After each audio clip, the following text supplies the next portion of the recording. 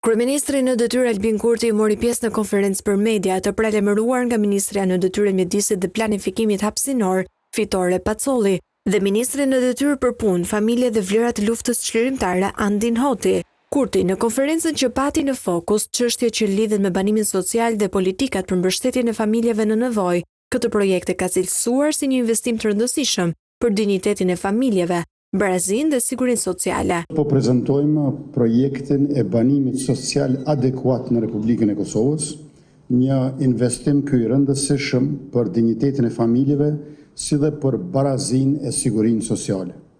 Kësaj po bëjmë një hap të rëndësishëm në një prej fushave si Qeveria e Republikës Kosovës, të cilën kemi vendosur në qendër të punës sonë.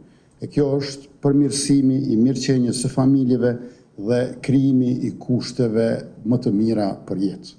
Ndërsa Ministrja Fitore Pacolli ka njoftuar se nga e hëna do të nisë nënshkrimi i marrëveshjeve me 21 komuna përfituese në kuadër të projektit për banim social. Duke filluar nga dita e hënë, ne nisim nënshkrimin e marrëveshjeve me 21 komuna përfituese, duke shënuar kështu investimin më të madh publik në fushën e banimit social në Kosovë.